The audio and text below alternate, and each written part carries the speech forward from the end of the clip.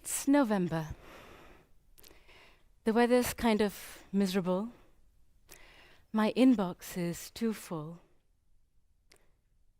And I think my coffee machine is starting to judge me. But hey, it's November. So this means it's been 11 months since I stopped scrolling through social media. I went on a little bit of a personal experiment this year. You see, I wanted to see what it was like to stop scrolling. Do you know, I was so worried that I would miss it terribly. I was a little more worried that I would become a stranger to my friends because I wouldn't know what was going on in their lives.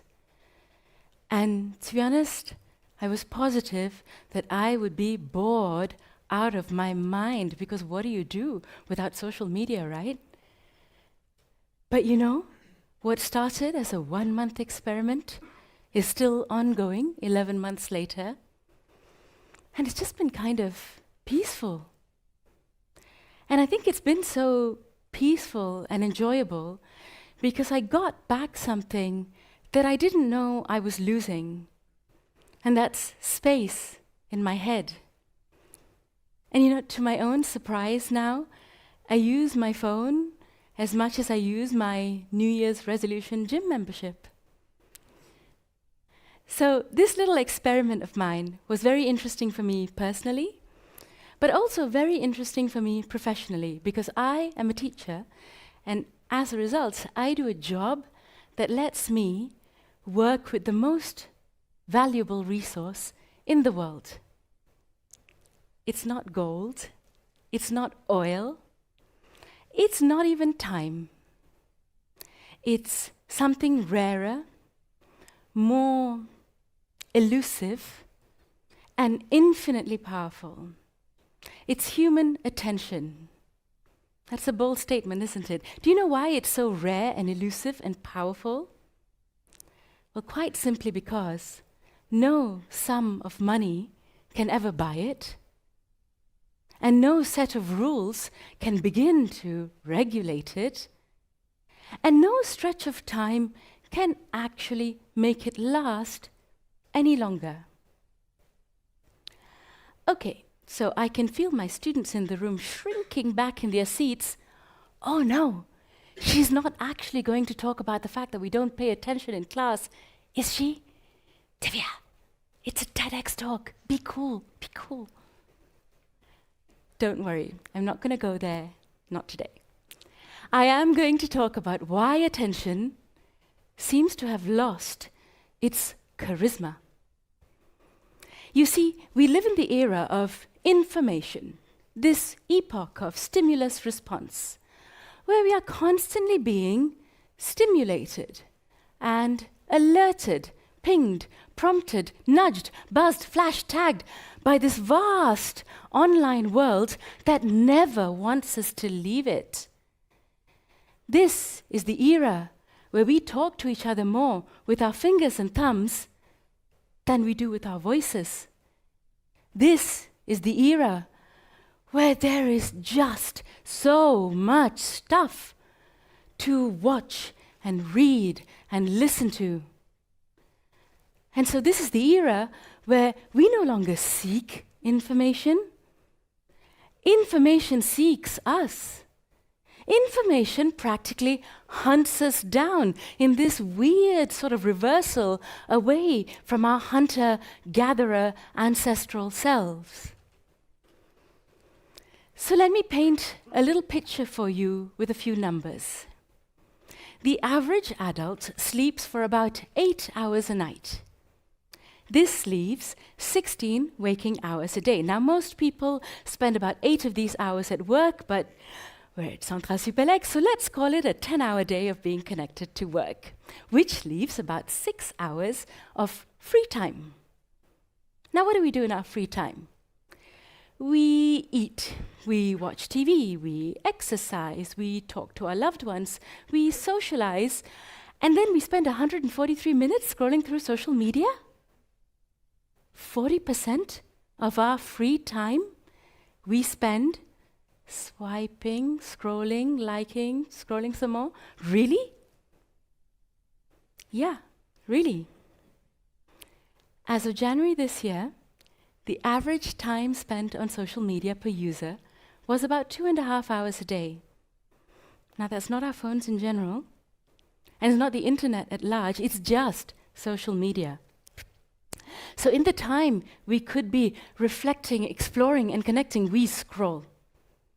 In the time we could be dreaming and creating, we scroll. In the time we could be living, we scroll. So I guess the question is, what are we doing with our time?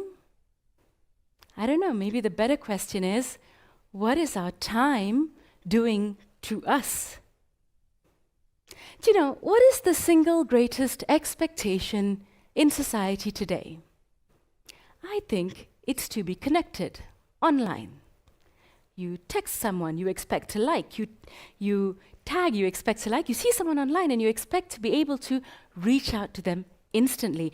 In our culture, being connected online has come to mean the same thing as being connected on a real human level. And in our quest for ever more optimized futures, this discount, rip-off version of human connection has become normal. And you know, in this version of normal, persuasive technology reigns supreme. Now, for those of you who don't know what it is, persuasive technology is basically the stuff that decides what you see when on social media. Do you know how it was conceived? One day, behavioral psychology went on a hot, sexy date with the algorithm, and 9 months later, social media got one hell of an upgrade. And today, persuasive tech is society's spoilt, strong-willed brat with an unlimited credit card who doesn't care about anything but itself. It doesn't care if it's showing me stuff that makes me a better person or a worse person. It makes no distinction between what lifts you up and what drags you down, what's healthy, what's toxic, what's harmless, and what's harmful. So what are we sacrificing when we let our attention be guided by such a creepy, invisible hand? Because you know, it's not just about our goldfish attention spans, or a crisis of focus, or students doing their homework with ChatGPT. Those are the small problems in education and society today. Because the big problem is this mechanism that is constantly picking and gathering and harvesting so much of our attention and retelling our stories. What is this going to do for our great-grandchildren and their great-grandchildren? What will be the storied world that we leave behind for them? You see, we're human beings. We love a good story. We've always been more interested about the gossip, about the new neighbors in the village, than any serious analysis of the bullet points in the mayor's plans for the village. But the problem with how our story is being told in social media is that we are constantly being pushed towards our inner village gossip who likes an easy and exaggerated story, and away from our educated, critical thinking, scientific selves. It is a very creative crisis, and about 2 billion people in the world are in it every day. And it's a crisis that's undermining the very fabric of public discourse and how we engage with the real problems. Just think about it. The damaging blows to democracy we witness all around the world, the incredibly sad state of public health, the struggles of global mental well-being, and of course, the terrifying and catastrophic climate crisis. These are not small problems, but I don't actually know anyone who thinks that these are small problems. Nobody thinks that these are small problems. But for about 2.5 hours a day, we are reminded of these problems as fleeting moments on a timeline, where these problems are given the same physical status as avocado toast and mug cake recipes, that TikTok dance you'll never master, that holiday selfie of someone you can't stand, and voting for who the best Batman was. I know it's really hard for me to really focus on why flash floods happen on one half of my screen and get my vote in there for Christian Bale on the other half. 143 minutes a day is the average time spent on social media. That's about 2.5 hours a day that we spend under this weird anesthesia. It's the anesthesia of misinformation, disinformation, infobesity, the anesthesia of doom scrolling, FOMO, clickbait, news fatigue, and viral outrage, the anesthesia of our attention economy. This is an enormous mental load that we have somehow resigned ourselves to just carrying around with us all the time, because attention has lost its charisma. So is this it? Is this how we're all meant to trundle into tomorrow and tomorrow? Of course not, because we're human beings, and we have always known how to rewrite our stories. And as a teacher, I get to play such a wonderful part in rewriting this story every day. Because as a teacher, I have the privilege for a humble few moments in people's weeks of holding space. And so, I have the responsibility of shaping this space, which gives me the opportunity to shift the conversation away from information-saturated communication to a real conversation around who we are and how we make meaning in the world. Will you all please indulge me for a quick little experiment? Could I have just a little bit of light in the room, please?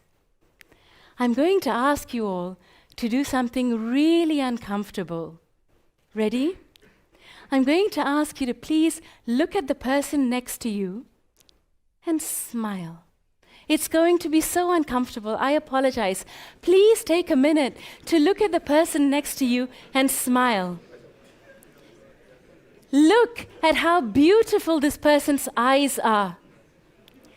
And look at how their smile is telling you so many things at the same time. From, I'm listening to this crazy teacher on stage, to, I'm actually kind of really enjoying smiling at you and feeling a little bit of your soul in the process. Now, please look back at me so that we can wrap this up together. Could we dim the lights, please? Thank you. You know that little bit of magic and joy you just experienced is the most aesthetic version of life. It's cheerful and it's fun because it's human. It's warm and it's welcoming because it's so engaging, and it makes our worlds just a little sweeter because it reminds us to care about each other. So don't you think our attention deserves so much more of this magic in life? Thank you very much.